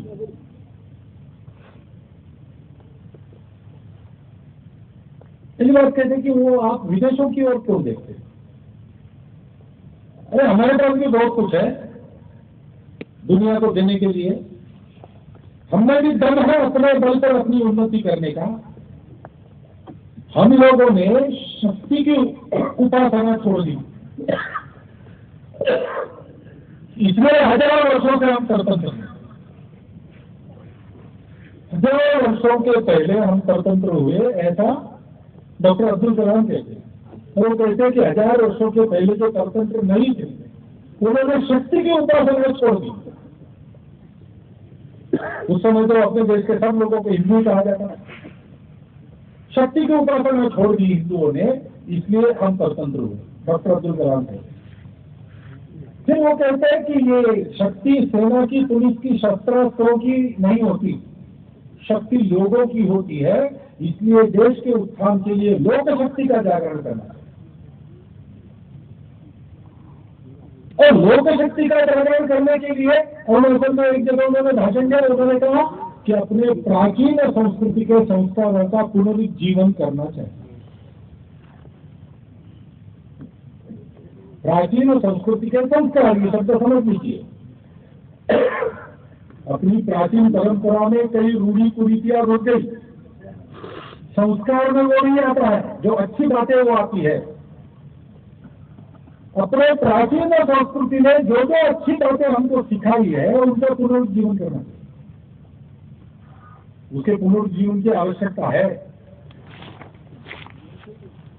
अब ये सब लोग संघ के स्वयंसेवक नहीं थे, ये सब अलग अलग प्रकार के लोग हैं। स्वतंत्रता के पहले के कुछ लोग हैं, कुछ बाद के लोग हैं, लेकिन अपने अनुभव से उपाय एक ही बताते हैं।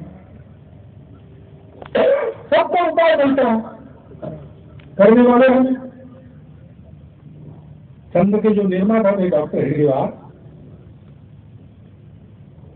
उनके जीवन में तो दूसरा काम नहीं था। बचपन में अनाथ हो गए थे। बहुत दरिद्रावस्था में डॉक्टरी की शिक्षा अपनी उन्होंने पूर्ण की। कलकत्ता में उनको डॉक्टरी की शिक्षा के लिए इसलिए भेजा गया था कि वहां जाकर वो क्रांतिकारकों से संपर्क करेंगे, क्योंकि नागपुर के तत्कालीन सार्वजनिक जो नेता थे उन्होंने देखा था कि ये जो किशोर है इसकी परिस्थिति कैसी भी हो, लेकिन ये 2 काम नहीं छोड़ता। एक यानी अपना कर्तव्य पूरा करना विद्यार्थी का कर्तव्य होता है। पढ़ाई करना, तो पढ़ाई में हमेशा वो अव्वल आते, पहले 10 में रहते। और किसी भी परिस्थिति में देश के हित में चलने वाले किसी काम में अपना प्रत्यक्ष योगदान होता है तो उसको करना ही करना, छोड़ना नहीं, करना ही करना। ये गुण देख के उनको भेजा गया। वहां क्रांतिकारियों के संपर्क में आए, अनुशीलन समिति के सर्वोच्च सदस्य बने। उनकी सर्वोच्च समिति जो थी, जो भारत के सारे क्रांतिकारियों का समन्वय करती, कड़ी परीक्षा देकर उसके सदस्य बने। अब तक उन्होंने प्रतिज्ञा की कि आजीवन ब्रह्मचर्य पालन करता हुआ मैं देश के सुख के लिए ही जीवन का विनियोग करूंगा, अपने सुख की चिंता नहीं करूंगा। वैसा उन्होंने जीवन भर किया। संपूर्ण देश कैसे सुखी होगा इसकी तलाश में उस समय चलने वाले सब कार्यों को उन्होंने प्रत्यक्ष करके देखा।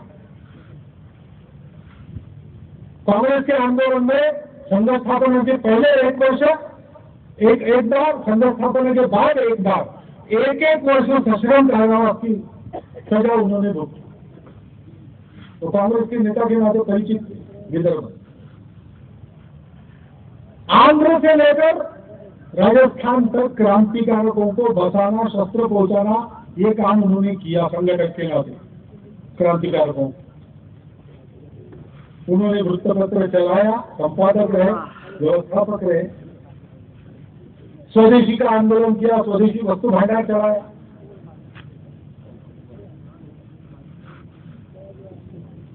गणेशोत्सव में भाषण देते थे, कहीं भी भाषण देते थे, सर्वत्र देश के हित के लिए जो प्रचार करना वो करते, पूरा जीवन उसके लिए लगा।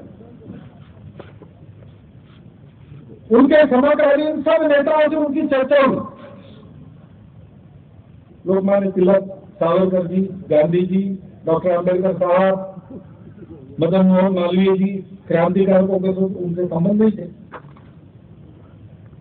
इन सबसे उनकी चर्चाएं होती रहती थी। उनके ध्यान में आया कि सबको लगता है सामान्य समाज में देशात्मबोध की चेतना, सामान्य समाज में संपूर्ण एकता और उनके सद्गुणों की वृद्धि किए बिना अच्छे काम यशस्वी नहीं होंगे।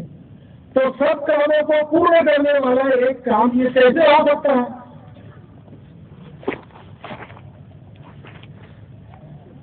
उन्होंने प्रयोग शुरू किया। उनके ध्यान में आया कि सब समाज को जोड़ने वाला एक ही सूत्र है। अपना समाज तो मिलिटेटरों से भरा हुआ समाज है, भाषा अनेक है, खानपान रीति रिवाज अनेक है, देवी देवता अनेक है और बढ़ते चले जा रहे हैं। नए नए सुरजीत होते हैं, स्वीकृत हो जाते हैं। प्रांत अनेक, ऊपर से देखने से दुनिया को लगता नहीं कि ये एक देश है, इसका भी नहीं पता। और इसको जोड़ने का सूत्र क्या है? पंथ संप्रदाय जोड़ने का सूत्र नहीं होता, अनेक है। जाके रहे भावना जैसी प्रभु और प्रतिमा देखी थे, अपने आप मान्यता है, एकम सद विप्राह बहुधा होता। भाषा इतनी परस्पर अलग है, वो भी समझ में नहीं आता। किसी एक भाषा का पुरस्कार करे तो दूसरी भाषा वाले उसका विरोध करना शुरू कर दे। जोड़ने वाला सूत्र क्या है? एक जोड़ने वाला सूत्र है, इस देश में इतिहास पूर्व प्राचीन समय से ये सारी की सारी विविधताएं साथ बिना झगड़ा किए एक दूसरे को सम्मान देते हुए एक दूसरे के विकास में सहभागी होते हुए चलती आई है। जन्म निधति बहुधा विवादतम नाना धर्माणम पृथ्वी यथौकतम सहस्त्र धारा धर्म में दुहा ध्रुव धेनुवन प्रस्फुरन। अनेक धर्मों के मानने वाले और अनेक भाषाओं को बोलने वाले लोगों को धारण करने वाली हे पृथ्वी माते, स्थिर होकर सहस्त्र धाराओं से दुग्ध प्रदान करने वाली गाय के समान मुझे शस्य प्रदान करो। ये इस देश में प्राचीन समय से चलती आई हुई प्रार्थना। हमको सबसे पता है कि ऐसा होता है, लेकिन हमको हमारी संस्कृति ने सिखाया कि विविधता में एकता है, एक से ही विविध बने हैं। विविधता के मूल में एकता देखो, एकता तुम देख लोगे तो जीवन में तुम पूर्ण हो जाओगे, कोई अभाव नहीं है। विविधता को जोड़ने वाला जो एक तत्व है उसका साक्षात्कार कर लो, ये तुम्हारा जीवन का परम लक्ष्य है, उपभोग नहीं। और इसलिए त्याग और संयम पूर्वक जीवन जियो, कृतज्ञता पूर्वक जीवन का उपयोग परोपकार के लिए करो। दुनिया ने तुमको दिया है, तुमको दाम दुगना वापिस करना है। अपने जीवन में समर्थ बनो, सामर्थ्य का उपयोग दुर्बलों की रक्षा के लिए करो। अपने जीवन में दोनों हाथ से बनाकर धनी बनो, 1000 हाथ से उसका वितरण करते हुए लोगों के अर्थाभाव को दूर करो। जीवन ऐसे जियो, ये सिखाने वाली संस्कृति वो सबको जोड़ती है। कोई भी संप्रदाय हो, भारत से निकला हुआ, भारत का किसी भी भाषा का बोलने वाला हो, किसी भी प्रांत का रहने वाला हो, कोई भी खान पान रीति रिवाज उसका हो, वन पर्वतों में रहने वाले वनवासी बंधुओं से लेकर तो बड़े बड़े शहरों में रहने वाले धनी मानी लोगों तक, सबके मन की ये भावना समान है। बाकी दुनिया में ऐसा नहीं है मान्यता के रूप में। ये मान्यता सबको होती और ये मान्यता नहीं है। इस मान्यता से जिया जा सकता है ऐसा बताने वाले जीवन हमारे यहाँ पर प्राचीन काल से होते चले आ रहे हैं। सत्य के लिए राज्य छोड़कर वन में रहने वाले, स्वप्नों में भी वचन दिया उसके पूर्ति के लिए अपना सर्वस्व न्यौछावर कर देने वाले, ऐसे हमारे महापुरुष पूर्वज थे। उन पूर्वजों के गौरव का स्मरण हम सबको जोड़ता है। विवेकानंद की 150वीं जन्म शताब्दी सारे देश के लिए आस्था का विषय है। स्वातंत्र के लिए स्वयं का सर्वस्व न्यौछावर करने वाले हमारे स्वातंत्र योद्धा संपूर्ण देश की आस्था का गौरव का विषय है। सबको स्फूर्ति होती है। इन लोगों ने किसके लिए प्रयास किया? हिमालय सागर पर्यंत की भूमि को अपने दोनों बाहों में भरता है। उससे जो देश निर्माण हुआ है उसका नाम हिंदुस्तान है। उस हिंदुस्तान के कारण, क्योंकि ये संस्कृति इसी के कारण बनी। सुजल सुफल मलय, जो शीतल भूमि सब कुछ देने वाली, जिसको हिमालय की ऊंची दीवार के कारण और तीनों ओर के सागर के बंधन के कारण आक्रमण का भी भय नहीं था उस समय में। ऐसे देश में हमारे पूर्वज पैदा हुए तो उन्होंने ये सीखा कि अपने पास भरपूर है, कोई दूसरा आता है बाहर से, एक तो आएगा ही नहीं, आएगा तो लड़ाई करने की क्या जरूरत है भैया, तुमको चाहिए तुम भी आओ हमारे साथ बसो, तुम भी खाओ, भरपूर देती है ये भूमि। तुम्हारी भाषा अलग है, देवी देवता अलग है, कोई बात नहीं, हमारे यहाँ पहले भी अलग अलग चलता है। इस भूमि ने इस संस्कृति को दिया, समाज के स्वभावों को बनाया, समाज की चिंतन को इस प्रकार की दिशा दी, परोपकार की दिशा दी। इसलिए जल जन जंगल जमीन सहित वह अखंड भारत की, हिंदुस्तान की मातृभूमि, वो जगत जननी है। उसके मिट्टी के एक एक कण कण में हम चैतन्य का दर्शन करते हैं। उसके प्रति भक्ति सबके पास समान। कितना भी आपस में लड़ाई झगड़ा चलता हो, जब देश पर परचक्र आता है सारा समाज एकजुट होकर खड़ा होता है। ये तीन बातें भारत में जब तक है तब तक भारत की उन्नति होती है। इन तीन में से कोई एक बात टूटती है तो बाकी दो भी धीरे धीरे उनका क्षरण होना पड़ता है, होते जाता है, और उसके कारण फिर देश की हानि होती है। ये जो संस्कृति के प्रति आस्था, उसके अनुसार जीवन जीने का प्रयास, पूर्वजों के प्रति गौरव भावना मन में उसकी धारणा, और मातृभूमि के प्रति अव्यभिचारी भक्ति, इससे मिलकर जो भाव बनता है उस भाव को कहते हैं हिंदू भाव। इस भाव को दुनिया में प्रचलित नाम दूसरा नहीं है, हम भी उसको हिंदुत्व कहते हैं, दुनिया भी इसी को हिंदुत्व कहती है।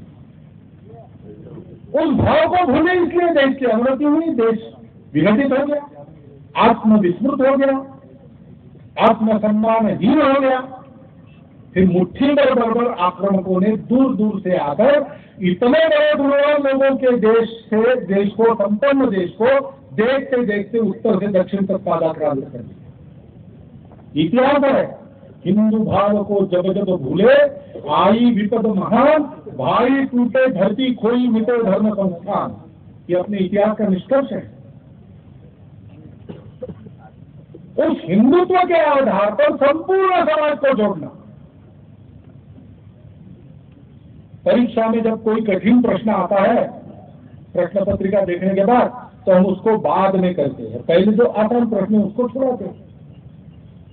संपूर्ण समाज में जो लोग जानते हैं और मानते हैं कि हम हिंदू हैं, उनको हम संगठित करेंगे, उनसे एक बल संपन्न, वैभव संपन्न, नीति संपन्न जीवन खड़ा करेंगे, जिससे देखते वो जानते हैं लेकिन मानते नहीं है, ऐसे लोग मानने लगेंगे। जानते हैं लेकिन स्वार्थ के कारण मानते नहीं, ऐसे हिंदू आज अपने देश में है, वो मानने लगेंगे। उनको लगता है कि हिंदू कहने से अपना कोई स्वार्थ मार खाएगा या अपना नाम खराब होगा, कोई डर नहीं रहेगा। हिंदू बल संपन्न है, हिंदू नीति संपन्न है, हिंदू वैभव संपन्न है। हाँ भाई, हम भी हिंदू है। और जो भूल गए अथवा जिनको भूल दिया गया है, उनको भी तभी याद आएगा जब इस सत्य के पीछे संगठित हिंदू समाज की शक्ति खड़ी हो। इसलिए डॉक्टर हेडगेवार ने निश्चय किया कि संपूर्ण हिंदू समाज को एक बल संपन्न, वैभव संपन्न, नीति संपन्न संगठित हिंदू समाज के नाते खड़ा करूंगा, वो इस देश का भाग्य बनाएगा। दूसरा उपाय नहीं है। सबका निष्कर्ष लेकर संघ चला है, किसी का विरोध संघ नहीं करता। संघ शक्ति के बढ़ने से अपने स्वार्थ के दुकान बंद होंगे, ऐसा जिनको लगता है, आजकल तो वही लोग संघ का विरोध करते दिखाई देते हैं, लेकिन अलग अलग उनको जाकर मिलते तो ध्यान में आता है कि उनके भी मन में यही है कि संघ अच्छा है। क्योंकि स्वतंत्रता के बाद भी 65 साल के अनुभव में से प्रामाणिक लोग, निस्वार्थ बुद्धि के लोग, विचार करने वाले लोग जिस निष्कर्ष पर आते हैं, वो निष्कर्ष यही है, संपूर्ण समाज में एकता प्रस्थापित करना, उनको बल संपन्न, शील संपन्न बनाना, अपने भविष्य के स्वयं मालिक उनको बनाना। ये किए बिना देश का उद्धार नहीं होता। नेता, नारा, नीति, पार्टी, सरकार, अवतार की प्रार्थना करने से काम नहीं होगा। ये तो उस स्थिति में सहायक होते हैं जिस स्थिति में समाज ऐसे बनता है। उस समाज के संगठन को साधना, ये मूल काम कोई करता नहीं, फुर्सत नहीं है। सबने अपना अपना काम सुन लिया है। जिसको फुर्सत है उसको लगता नहीं कि ये होगा, और जिसको लगता है कि होगा अगर करेंगे तो, लेकिन करने का उपाय पता नहीं है। डॉक्टर हेडगेवार ने सोचा मैं इसका उपाय ढूंढूंगा। उन्हें 7-8 साल प्रयास किया और प्रयास करके उसकी कार्य पद्धति एक मन में सोची। 1925 के विजयादशमी पर उस कार्य पद्धति का प्रारंभ घोषित किया कि आज से हिंदुओं का संगठन करने वाला यह संघ प्रारंभ हुआ है। और उसके बाद कार्यकर्ताओं के स्वतंत्र चिंतन अनुभव में से फिर से जो विकसित हुआ वो उससे मिलता जुलता रहा। 1939 में एक अखिल भारतीय बैठक में उसको पक्का किया गया। तब से उस कार्य पद्धति को लेकर संघ चल रहा है, और केवल चल नहीं रहा, उस कार्य पद्धति के सुफल के प्रत्यक्ष उदाहरण देश में जगह जगह प्रस्तुत कर रहे हैं संघ के स्वयं के।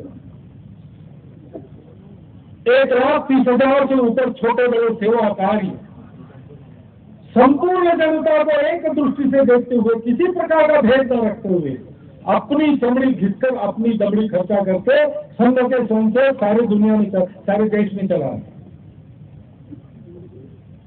किसी की सरकार की मदद नहीं लेती। समाज का काम है, समाज से मांगते, समाज देता है, पैसे के लिए रुकते नहीं, धन पीछे पीछे चला आता है। जहाँ बिना धन के काम चलता है, अपने श्रम से काम चलता है, अपना श्रम कर, अपना समय दे। बाकी समाज का समय मांगते हैं तो समय देने वाले वहां से भी मिल जाए। चल रहा है राष्ट्र जीवन के प्रत्येक क्षेत्र में स्वयंसेवक गए और वहां उन्होंने समाज के विश्वास और स्नेह के पात्र ऐसे कार्य खड़े किए जो आज उस क्षेत्र के अग्रणी काम बन गए। ये कैसे हुआ? राष्ट्रीय स्वयंसेवक संघ की शाखा में मनुष्य के बल की, शील की, ज्ञान की जो निर्मिति होती है, उसके मन में जो वीरवत भरा जाता है, जो ध्येय निष्ठा भरी जाती है, जो श्रद्धा भक्ति देश धर्म संस्कृति समाज के प्रति भरी जाती है, उसका परिणाम संघ कहता है। नेता राजनीति पार्टियां उतार, सरकार की तरफ मत देखो। वैसे संघ ये भी कहता है कि संघ को भी ठेका मत दो उत्तर। संघ अपना नाम बड़ा करने के लिए नहीं चलता, संघ संपूर्ण समाज को संगठित करने के लिए चलता है, क्योंकि समाज इस देश का भाग्य विधाता है। दुनिया के किसी देश के भाग्य विधाता उस देश के समाज ही होते हैं। अपने देश के समाज को अपनी एकता का सूत्र खोजना पड़ेगा, उसको परिष्कृत करके उसको उस पर पक्का खड़ा रहना पड़ेगा, उसका गौरव मन में लेकर अपने समाज को व्यंग्यहीन बनाना पड़ेगा, दोषहीन बनाना पड़ेगा और एक बल संपन्न, नीति संपन्न, सामर्थ्य संपन्न, स्वत्व संपन्न समाज के नाते वैभव संपन्न होकर दुनिया के सामने खड़ा होना पड़ेगा। तो आज की दर दर भटकती हुई, अपने समस्याओं के उत्तर मांगती फिरती हुई दुनिया जो भारत से अपेक्षा करती है, उस अपेक्षा को पूर्ण करने वाला समाज दुनिया को मिलेगा, विश्व गुरु समाज मिलेगा। संघ का काम इसीलिए करता है, कोई अलग दल अलग गुट नहीं है। और इसलिए इस अपने राष्ट्रीय स्वयंसेवक के संघ के कार्य को अपना समझकर उसके सहयोगी कार्यकर्ता बनना ये आवश्यक है। किसी के विरोध में नहीं है, किसी के प्रति इसके मन में प्रतिक्रिया नहीं है। ये अपने समाज के, अपने देश के, अपने धर्म संस्कृति के भलाई के लिए है, जो दुनिया के भलाई की कामना और काम करती है। अपने स्वयं के जीवन का विकास, अपने देश के जीवन की उन्नति विकास, दुनिया के जीवन की उन्नति विकास, एक पंथ में तीन तीन कार्य साधने वाले इस पवित्र कार्य के सहयोगी कार्यकर्ता बनने का आह्वान मैं आपके सामने रखता हूँ। चरित्र निर्माण का यही कार्य महिलाओं में राष्ट्र सेविका समिति करती है, पुरुषों में संघ करती है। इसमें जाकर स्वयं योग्य बनना रोज एक घंटे का काम है। जैसे रोज स्नान करते हैं, रोज पोषण के लिए भोजन करते हैं, वैसे देश के काम के लिए, धर्म समाज के काम के लिए, संस्कृति के काम के लिए योग्य बनने का एक घंटे का व्यायाम करना और फिर अपने जीवन का एक तिहाई समय, एक तिहाई कमाई आपकी रुचि क्षमता समय के अनुसार जहां आप लगाना चाहे वहां लगाना। स्वामी जी ने जैसा कहा कि समाज की भलाई के लिए कोई एक अच्छा काम चुनो, उसमें अपनी सारी जिंदगी लगा दो, तुम्हारा जीवन असली मनुष्य जीवन बनेगा। असली मनुष्य बनने के लिए राष्ट्रीय स्वयंसेवक संघ का स्वयंसेवक बनने का आह्वान आपके सम्मुख रखता हुआ मैं अपने 4 शब्द समाप्त।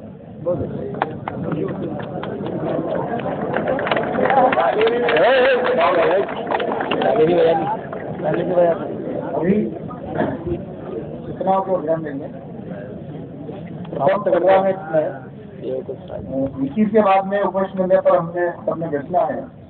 आगंतुक महानुभाव और माता बहने प्रथम 15 मिनट में उनके निकलने के लिए उनके स्थान खाली रखना है, इसलिए हमने अपने स्थान पर बैठे रहना है। और हम